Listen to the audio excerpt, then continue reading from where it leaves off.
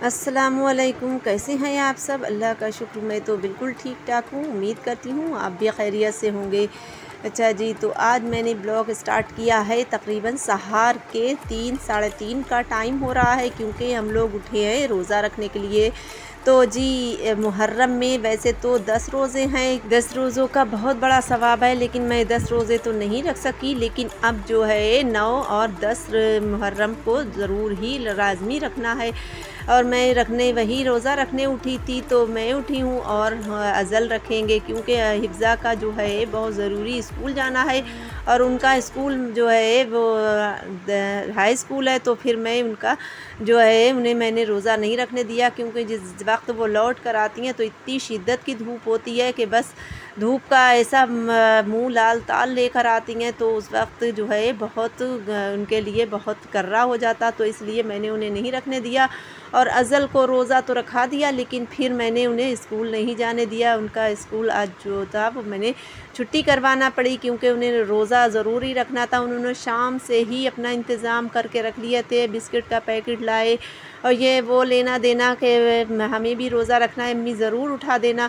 तो बस यही था। तो मैंने हम और अज़ल ने दोनों ने रोज़ा रख लिया। सहार में मैं उठ गई थी और उसके बाद में अब ये देखिए बस हम लोगों ने रोज़ा रखा और मेरे आम तो भाई रह ही जाते, तो आम तो मैं छोड़ने वाली नहीं थी। मैंने सहार में भी आम ज़रूर एक खा लिया और अज़ल से कहा, तो अज़ल ने तो खैर नहीं खाया, लेकिन भाई मुझे तो आम की बहुत याद आती। और जब पता नहीं आम जो है जाते होंगे, रुखसत होंगे आम, तो फिर कैसे उनकी बहुत मुझे याद आएगी, क्योंकि मैं बहुत शौकीन हूँ आम की। और पता नहीं बंदे कैसे नहीं खाते हैं आम, मुझे तो आम बहुत अच्छे लगते हैं। और इसके बाद भी भई आम का तो ऐसा है, आम तो फलों का राजा है और खाना भी चाहिए। आम तो बहुत बारह मास ही मुझे लगता कि होना चाहिए, लेकिन भई नहीं, आम चले जाते हैं। थोड़े दिन के मेहमान होते हैं, तो बस हम लोगों का रोज़ा भी हो चुका था। हम लोगों ने मैंने आम खा लिए थे, अज़ल ने तो खैर नहीं खाया था, मैंने आम खा लिया था। और उसके बाद अब हम लोग दाँत साफ़ करके, अभी अज़ान तो होने में कुछ वक्त है, और इसके बाद में हम लोग थोड़ी देर के लिए लेट गए थे। उसके बाद में अब हो गई थी अज़ान, तो अब हम लोग की नमाज़ भी हो जाएगी। और अज़ल और मैं दोनों लोग उठ गए थे, तो फिर हम लोगों ने फिर उसके बाद में नमाज़ अदा करके और अब पढ़ेंगे, कुरान की तिलावत करेंगे। तो यहाँ पर अज़ल तो मस्जिद गए थे, अज़ल और अज़ल के पापा दोनों लोग मस्जिद गए थे, और मैंने तो घर में ही नमाज़ पढ़ी थी। उसके बाद में मैं भी पढ़ने बैठ गई।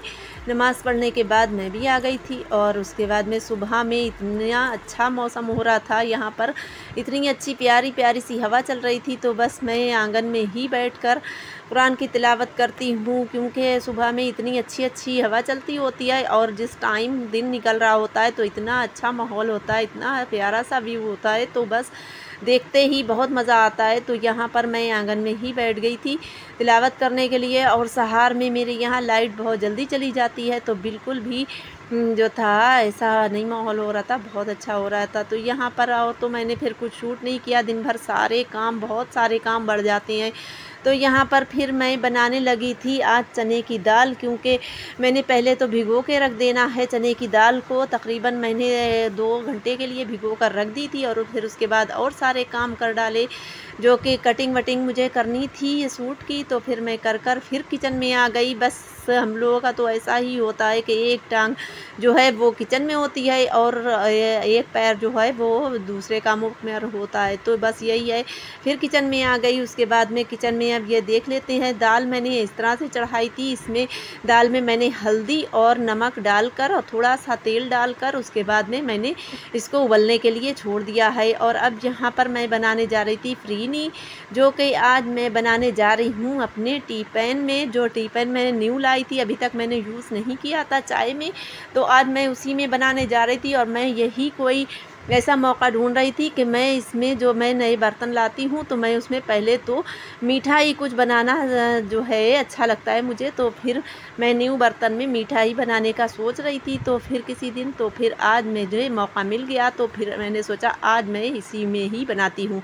तो आज मैं यह टी पैन में ही बनाती हूँ। अच्छा भाई, आप जो हैं इसमें मक्खी वक्खी वग़ैरह आजकल बहुत ही ज़्यादा परेशान कर रही होती हैं कि भाई ये मक्खियाँ, तो इस वक्त आम का सीज़न है, तो इतनी मक्खियाँ आ रही हैं कि मुझे बहुत सारी वीडियो जो है वो वहाँ पर बिल्कुल निकालनी पड़ती है, क्योंकि मक्खियाँ इतनी परेशान कर रही होती हैं। एक हाथ से मक्खी भगाओ, तो फिर मक्खियाँ तो कोई और टिप हो तो ज़रूर बताइएगा मुझे, इसलिए कि मैं मक्खियों से भी परेशान बहुत हूँ।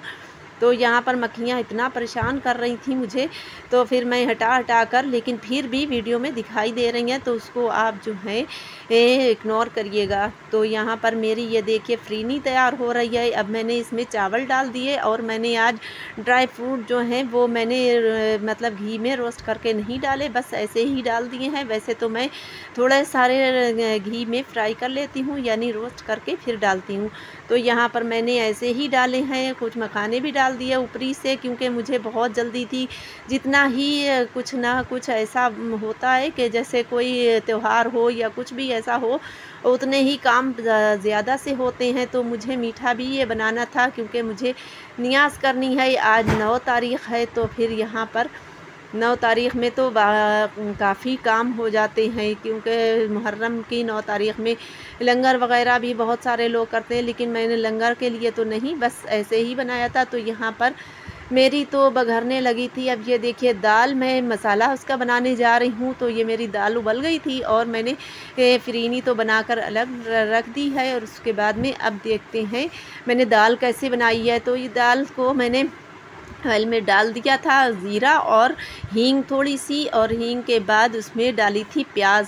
जब थोड़ी-सी ब्राउन हो गई प्याज, हल्की-सी, बस ज़्यादा नहीं गोल्डन करना है, और तो उसमें डाल दिया मैंने टमाटर और थोड़ी-सी हींग और थोड़ा सारी हरी मिर्च, और यही सारे मसाले डालकर हल्दी थोड़ी-सी, लहसुन अदरक का पेस्ट, और उसके बाद में सब कुछ इसकी भुनाई कर ली। और भुनाई करने के बाद में अब मैंने उसमें सारी दाल को डाल दिया था। जब टमाटर सारे सॉफ्ट हो गए, उसमें नमक और कुटी हुई मिर्च भी डाली थी, हरी मिर्च भी डाली थी, और अदरक भी डाली थी। मैंने सारे मसाले ये सारे भुनाई करके और फिर उसमें ये दाल डाल दी। थोड़ी-थोड़ी सी दाल को घोट भी दिया था, और उसके बाद में थोड़ी-सी खड़ी भी रही थी दाल। तो इसी तरह की बहुत मज़े की, बहुत टेस्टी दाल मेरी बनी थी। तो यहाँ पर मैंने अभी ऊपर से बघार भी लगाना है, क्योंकि अब ये दाल बिल्कुल से तैयार हो गई है। कुछ फदक आने के बाद में ये देखिए मेरी दाल का लुक। अब इसमें मैंने डाल दिया है थोड़ा-सा खुशबू के लिए केवड़ा, और केवड़ा बटर जो है वो डाल दो, खुशबू बहुत अच्छी दाल में आती है। और उसके बाद में अब मैंने लगा दिया है बघार। तो बघार तो बस यही प्याज का है। तो फिर मैंने दाल अलग रख दी, और उसके बाद में अब दूसरा काम करते हैं। तो ये मैंने हिफ्ज़ा से कहा, ये कुछ अमरूद हैं जो कि इसकी जो है मैंने सोचा कचालू बना लेते हैं। तो आज अज़ल का भी रोज़ा है, और मेरा वैसे रोज़ा होता तो मैं कुछ नहीं इतना इंतज़ाम करती, लेकिन बच्चों को बहुत रोज़े की और बहुत वो होता है कि ये बनाओ वो बनाओ, तो भई मैं तो इतना बिज़ी रहती हूँ। तो फिर मैंने हिफ्ज़ा से कहा कि आप ही थोड़ा बहुत कुछ जो है कम काम कर लें। तो यहाँ पर हिफ्ज़ा को ये मैंने कचालू बनाने के लिए दे दिया था, तो हिफ्ज़ा ने ये बना लिया था। तो यहाँ पर हिफ्ज़ा कट कर रही हैं, और उसके बाद में मसाले वसाले जो मिलाना है वो मैं बाद में मिलाकर इसको बिल्कुल मिक्स करके रख दूँगी। तो यहाँ पर हिफ्ज़ा ने ये बना लिया था, और उसके बाद में फिर अब मैंने इसमें पिसी हुई शुगर डाली है, और डाला है मैंने गरम मसाला नहीं जी, काली मिर्च, और काली मिर्च के बाद में डाला है इसमें काला वाला नमक, जो कि सॉल्ट होता है काला। तो वही मैंने इसमें ऐड करके अब जो है इसको मैं मिक्स कर दूँगी सारी चीज़ों को, और मिक्स करके मैंने ये भी फ्रिज में रख देना है, क्योंकि अभी काफ़ी वक्त है अज़ान का, मगरिब की और असर की तो हो चुकी है भई। तो यहाँ पर फिर बाद में मैंने रख दिया था इसको भी, और उसके बाद में अब जो है अच्छा यहाँ पर अज़ल जो है बस इतना टाइम जो होता है ये तोड़ का टाइम होता है, तो बस टाइम पूछे ही जा रहे हैं अम्मी अब कितना वक्त रह गया, कितना वक्त रह गया। तो उनका जो है मैंने काम में थोड़ा-थोड़ा लगा लेती हूँ कि ज़रा थोड़ा इनका टाइम जो है वो इसी तरह से पास हो जाए। तो मैंने उन्हें जो है वीडियो बनाने के लिए जो था उनको दे दिया था कि आप वीडियो बनाएँ, और हिफ्ज़ा जो हैं ये बना रही हैं। तो यहाँ पर फिर हिफ्ज़ा जो अज़ल दोनों लोग अपने काम में लगे हुए थे, और मैं अभी कुछ और काम थोड़ा बहुत रह गया है जो वो भी निपटा रही हूँ जल्दी-जल्दी से, क्योंकि अज़ान का भी वक्त हो गया है। तो फिर अब आ जाती है आम की बारी। तो यहाँ पर फिर मैंने देखा तो मेरी नज़र आमों पर पड़ गई। तो मैंने कहा अरे भाई सब लोग तो मोल लाते हैं तो फिर नियाज़ करवाते हैं और मतलब कि बहुत रोज़े में भी इफ्तार के लिए रखते हैं। और मैं क्यों ना रखूं, तो फिर मैंने आम भी जल्दी से कट कर लिए और आम भी स्लाइस में काट लिए, क्योंकि मुझे रखना थी नियाज़ पर, और नियाज़ पर छिलको समेत तो नहीं रख सकते थे, तो फिर मैंने बिल्कुल छील कर और उन्हें कट करके रखे थे।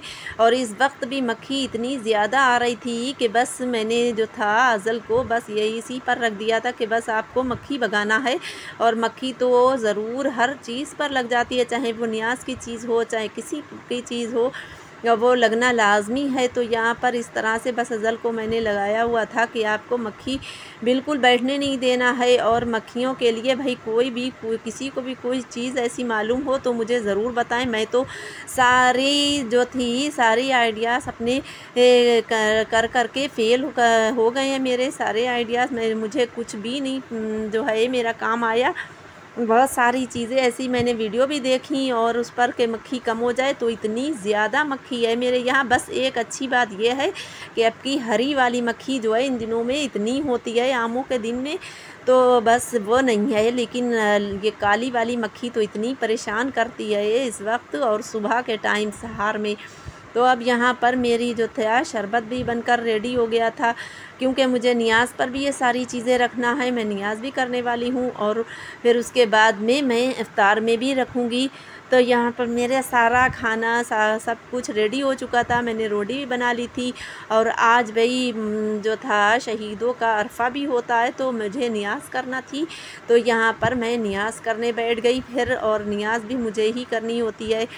तो यहाँ पर कोई मर्द हजरात तो मिलते नहीं है नियाज़ करने के लिए, तो फिर मैं ख़ुद ही कर लेती हूँ। जब तक के दूसरों का रास्ता देखें तो ख़ुद ही क्यों ना कर लें। तो फिर मैंने जल्दी से नियाज़ भी कर ली और अब बिल्कुल नज़दीक आ चुका था रोज़े का टाइम, यानी मगरिब का असर के बाद मगरिब का टाइम बिल्कुल होने ही वाला था। तो यहाँ पर जल्दी से मैंने नियाज़ करके फिर वहीं पर इफ़्तार करने के लिए भी बैठ गई थी। तो यहाँ पर बस मेरी नियाज़ हो गई। अब बिल्कुल लास्ट टाइम है, क्योंकि भाई आज तो इतना काम ज़्यादा बढ़ जाते हैं। फिर उसके बाद में ये देखिए मेरा हो चुका था रोज़े का वक्त।